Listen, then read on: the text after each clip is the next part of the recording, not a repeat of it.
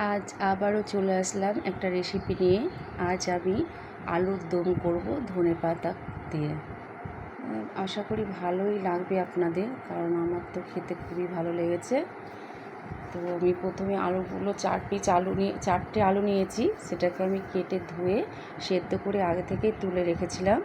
আলুটাকে ভেজে নিলাম, লবণ হলুদ দিয়ে ভেজে তুলে রেখে সেই ভাজা তেলের মধ্যেই আমি ভেজে রাখা আলুর যে তেল ছিল সেই তেলের মধ্যে আমি ফোড়ন দিয়েছি তেজপাতা, শুকনো লঙ্কা একটা, জিরে আর কালো জিরে।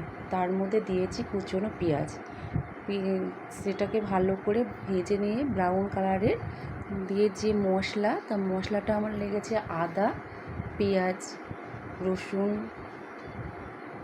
জিরে, লঙ্কা, কাঁচা লঙ্কা। তার সাথে আমি অ্যাড করেছি জিরের গুঁড়ো, শুকনো লঙ্কার গুঁড়ো, হলুদ এবং নুন দিয়ে ভালো করে এটাকে নাড়াচাড়া করে নিচ্ছি। নাড়াচাড়া হওয়ার পরে এটাকে আরেকটু নুন দিচ্ছি, কারণ পরিমাণ মতন তো লবণ দিতে হবে। তাই এটাকে ভালো করে নাড়াচাড়া করে নিতে হবে যতক্ষণ না এই মশলা থেকে তেল ছাড়ে।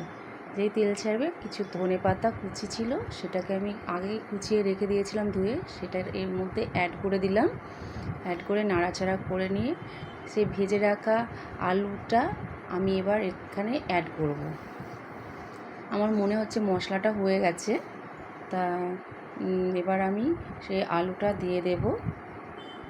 ভেজে রাখা আলুটা আমি দিয়ে দেব।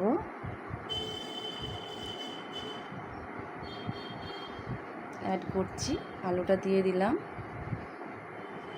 আলুটা দেওয়ার পরে এটাকে একটু ভালো করে আবার নাড়াচাড়া করে নিতে হবে। নাড়াচাড়া করে নিতে হবে আলুটাকে ভালো করে, যাতে মশলাটা ভালোভাবে আলুর মধ্যে লাগে। তাই এই কষানো হয়ে যাওয়ার পর এটাকে ভালো করে কষিয়ে নিতে হবে।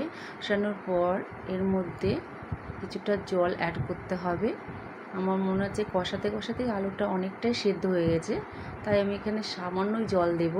তার কারণ আলুটা না হলে একদম গলে যাবে। আর খেতে কিন্তু আমার খুবই ভালো লেগেছে। আপনারা বাড়িতে ট্রাই করে দেখবেন, খেতে অপূর্ব সুন্দর লাগবে। আমি অবশ্য এটাকে নামিয়ে ফেলেছি এবং আমার রেসিপিটা তৈরিও হয়ে গেছে।